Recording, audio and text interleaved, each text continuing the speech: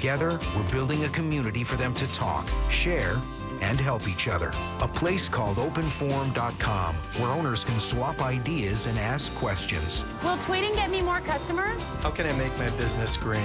And one question seems especially popular. How can I get paid faster? How can I get paid faster? I was about to ask you the same thing.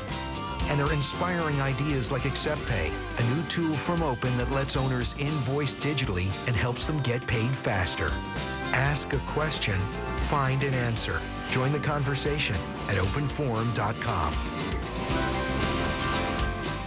If you missed any part of Tom Brokaw Reports Boomers, keep it right here for the epic story of a generation. Tom Brokaw Reports Boomers, encore tonight on CNBC. Our purpose has been peace, never war.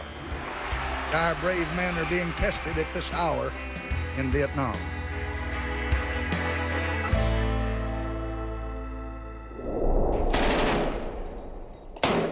At the start of this century, America finds itself fighting two controversial wars in two faraway lands, Iraq and Afghanistan. For baby boomers, war again divides their generation, 40 years after one called Vietnam.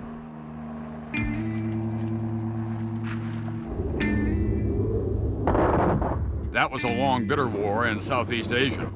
And here at home.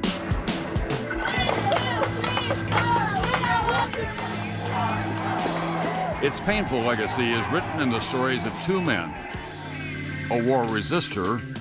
I'm glad what I did. And, I feel like I made an enormous contribution, and I'm happy with that. And a military man. The generation, I think, failed to understand what was going on with the people involved in the struggle. The thing that... During Vietnam, Don Nicholas served as a Marine Guard at the U.S. Embassy in Saigon. He carries memories of the desperate crowds pressing against the gate as the country fell to the north.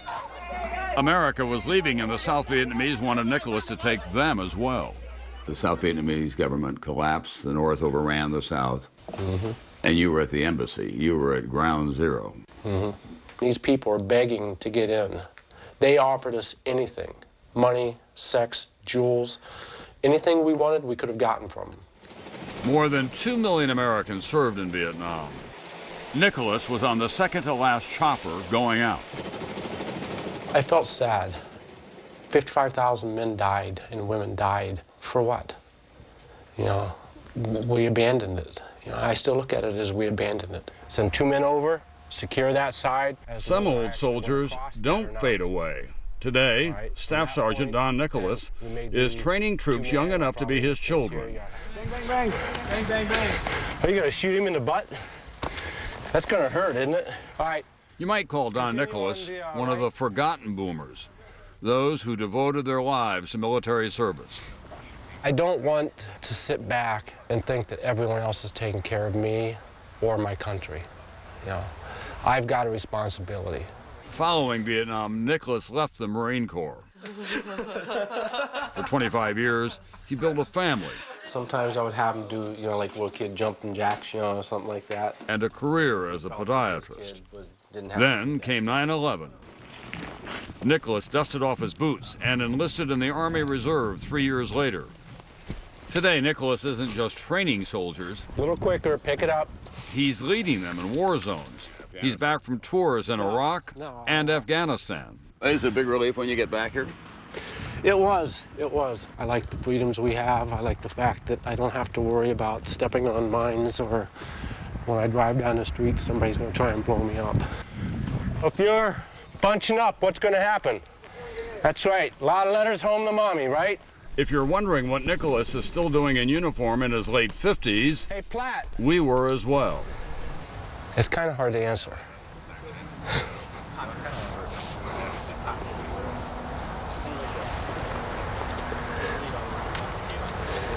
I'd say primarily just, keeping the people alive.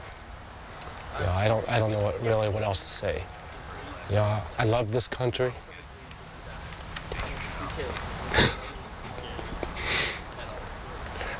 I get kind of weak at times. He comes from a generation better known for protesting wars than for fighting them. During the Vietnam War, those protesters may have shouted louder, but their power was matched by the so-called silent majority. Predominantly working-class Americans who leaned toward traditional values. That was the bloc that swept Richard Nixon into office for a second term in his historic landslide over the peace candidate, George McGovern. That great divide continues to this day. You want to be let out of here, you're welcome to go. Now wait a minute. Boomers remain split over what news channel they watch, how they vote, their views on war and peace. No war in Iraq! We want our country back! It is in our vital national interest to send an additional 30,000 U.S. troops to Afghanistan. And to win that war, we need a commander-in-chief, not a professor of law standing at the lectern. Red and blue, left and right, liberal and conservative. On one side, people like Don Nicholas. Set up base fire, right? On the other, those like David Harris. A couple of weekends ago, went down to a reunion of draft resistors from L.A. During the 60s, Harris was a celebrated leader of the anti-war movement who chose jail over the draft or exile in Canada. I'm going to spend the next 3 years of my life in a federal prison. At the time, he was married to the folk singer Joan Baez. He had been Fresno, California's Boy of the Year, then Stanford student body president. Harris's arrest turned him into an icon of the anti-war movement. He wound up spending more than a year and a half behind bars. Now a journalist, author, father, and grandfather, Harris may be older, but the anger over Vietnam remains. The great tragedy of Vietnam is not just what happened when it was going on, but that what's happened afterwards. We called it a mistake. I mean, you know, mistake was a nice kind of neutral term. Everybody could subscribe to mistake. You can't dismiss something that killed 2 million people for no good reason with a statement that calls for excuse me as a response. Do you think that the wounds that were opened by that war will ever be healed for your generation? Not unless we hurry up. We're all going to die off. Today, once again, David Harris is opposing American military involvement overseas, this time in Iraq and in Afghanistan. Here we are playing the same routine that we played way back when I was a young man. You know, we're out there with our armies halfway around the world, killing people for no good reason, to no end that will come to nothing good. Well, there would be those who say that in Afghanistan, for example, we're not killing people for no good reason. These are the people who launched an attack on the United States. I wonder how many of those dead Afghans could even find the United States on the map. You know, I think there was a time in November of 2001 when the opportunity to kill some people who were in fact genuinely involved in attacking us was there. But there hasn't been that opportunity for a long time. Most of the people that we're fighting there had nothing to do with Al-Qaeda. They're there because we're there.